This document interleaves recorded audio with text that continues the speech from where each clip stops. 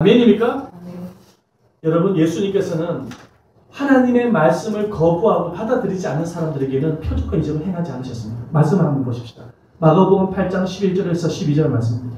읽어보겠습니다. 시작. 바리새인들이 나와서 예수를 힐난하여 그를 시험하여 하늘로부터 오는 표적을 구하거늘 예수께서 마음속으로 깊이 탄식하시며 이르시되 어찌하여 이 세대가 표적을 구하느냐? 내가 진실로 너희에게 이르노니 이 세대에 표적을 주지 아니하리라 하시고, 하나님의 말씀을 예수님이 전하는데 그 말씀을 받아들이지 아니하면서 예수님께 뭘 원하고 있습니까? 지금 표적만 지금 보여달라는 거예요. 신비한 체험만 보여달라는 것이죠. 예수님이 보여줍니까? 안 보여줘. 그들을 향해서 무슨 세대라고 꾸짖었냐면 악한 세대라고 꾸짖었어요. 표적만 보한다.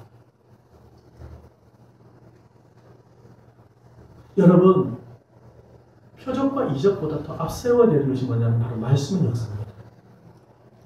자, 치유는 어떻게 일어나냐면 한번 따라해봅시다. 말씀을 듣고 믿게 되어질 때에 성령 하나님이 말씀의 증거로 자연스럽게 역사하십니다. 아멘? 말씀을 듣고 그것을 믿게 되어졌을 때 성령 하나님이 그 말씀의 증거로 자연스럽게 역사합니다. 그게 치유입니다. 다시 말해서 말씀이 있는 곳에 치유가 일어납니다. 여러분들이 지금 이 예배 시간에 함께 우리가 예배를 두고 말씀을 듣고 있지요. 그런데 말씀을 듣는 가운데 이미 치유가 일어나고 있는 것입니다. 이미 여러분들의 영혼의 치유가 일어나고 있고 여러분들의 마음과 정신과 생각과 육체의 질병까지도 지금 치유가 일어나고 있는 것입니다. 성령 하나님은 자연스럽게 역사하세요. 인위적인 방법으로 억지로 하지 않습니다. 자연스럽게 역사가 일어납니다. 원자력의 그 한국전력 원자력 연료 사장이 있던 윤맹형 장로님이 계십니다. 이분의 간증을 제가 들은 적이 있는데 이 장로님이 어떤 분이냐면 서울대를 나오셨고 그 다음에 UCLA에서 핵공학 석박사학위를 받으신 분입니다. 우리나라에서 실력이 있으신 분입니다. 그런데 그분이 미국에서 생활을 하실 텐데 어머니께서 미국에 오신 것입니다. 그런데 어머니가 종합병원입니다. 질병이 많았어요. 고혈압, 불면증, 소화불량 이런 기타 등등의 질병을 다 갖고 계신 분이었어요. 근데 미국에 왔는데 아들에게 뭐라고 이야기를 하냐면 아들한테 그때는 이분이 믿음이 없었던 분이거든요. 아들한테 뭐라고 이야기를 하면 저녁 예배 한번 참석하고 싶다. 한번 같이 가자. 그래가 미국의 어떤 무슨 교회에 저녁 예배에 참석을 하셨어요. 그런데 그 어머니께서 저녁 예배에 참석하시고 은혜를 참 많이 받으셨어요. 말씀을 통해서. 그리고 난 이후에 목사님이 안수 기도를 하시는데 그 병이 싹 다 나아버린 거예요. 치유가 일어나는 거예요. 그래가지고 그 장로님이 어머니가 치유가 되어지는 모습을 보면서 늘 이론조만 알았던 하나님이 실제 살아계신 하나님을 믿게 되신 거예요. 그래서 이 장로님이 180도로 인생이 변화가 되어져가지고 그때부터 영적인 눈이 열려서 하나님을 찾기 시작합니다. 그리고 자기가 그 가정에 유학생들이 많이 놀러 오는데 유학생들이 오면은 말씀을 가르치기 시작하는 거예요. 말씀을 가르치는데 말씀을 받은 유학생들의 삶에 변화가 일어나요. 치유가 일어나더라고요. 그 장면을 보면서 그 간증님이 뭐라고 간증을 하냐면 정말 하나님의 말씀이 치유한다라는 사실을 알게 되신 거예요. 한국에 이제 한전에 이제 발령을 받아가지고 나중에는 이제 직장 생활을 하기 위해서 한국에 넘어오지만 직장을 다닐 때도 1시간 일찍 가가지고 직장에서 늘 기도하고 말씀을 묵상하면서 하루를 시작했다고 합니다. 그렇게 시작한 지가 20년 됐다. 그 말씀을 간증을 하면서 하나님의 말씀이 치유한다는 간증을 많이 하셨습니다. 다니면서도 간증을 하고 계십니다. 여러분, 우리가 치료를 받는 것은 성령님이 어떤 방법을 통해서 역사하시냐니까 말씀을 통해서 역사하십니다. 성령 하나님은 어떤 하나님이시냐면 말씀이 영이십니다. 말씀이 영이시기 때문에 성령 하나님은 말씀을 통해서 우리 안에 들어와서 우리의 영혼을 새롭게 변화시키고 치료하고 회복시키는 일을 해나가시는 거예요. 자, 그런데 말이죠. 한 가지 질문이 있습니다. 그런데 성령 하나님이 치료를 하실 때 가장 큰 치유가 무엇일까요? 가장 큰 치유. 자, 저를 한번 따라 해보시면 영적 치유. 영적 치유입니다. 이 영적 치유는 어떤 치유냐면 정말로 내가 죄 사함을 받고 예수를 믿어 구원을 받는 것이 바로 영적 치유입니다. 바로 가장 큰 치유. 성령님이 하시는 가장 치유가 뭐냐면 바로 내가 예수를 믿고 구원받는 거예요. 그 사실을 우리 14절을 통해서 발견하게 되십니다. 14절 다 같이 한번 읽어볼까요? 14절입니다.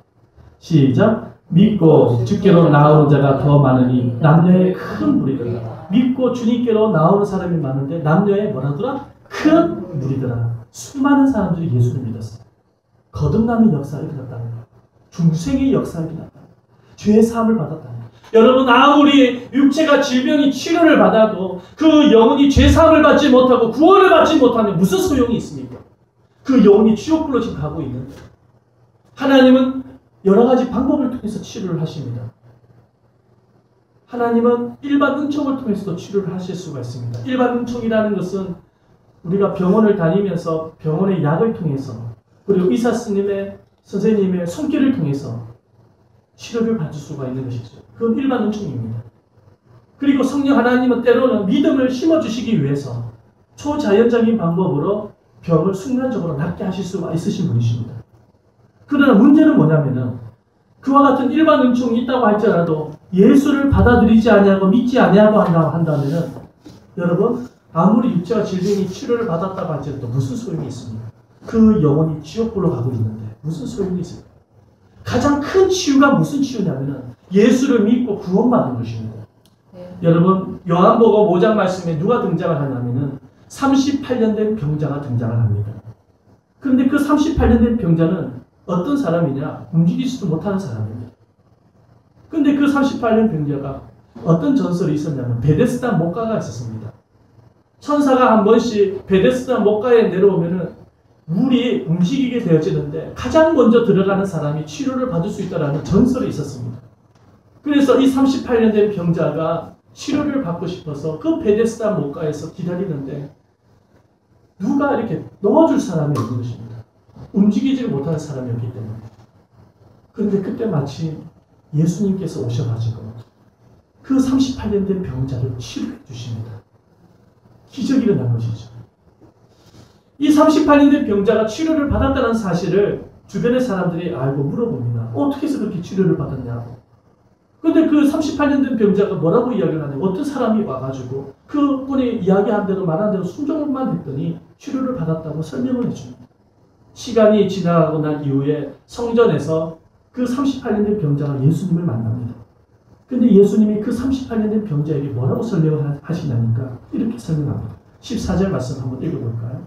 다 같이 한번 읽어보겠습니다. 시작. 그 후에 예수께서 성전에서 그 사람을 만나 이르시되 보라 내가 나았으니 더 심한 것이 생기지 않게 다시는 죄를 범하지 말라 하시니 치료를 받은 이 38년 병자에게 뭐라고 이야기하냐면 더 심한 것이 생기지 않기 위해서 무엇을 하라고요?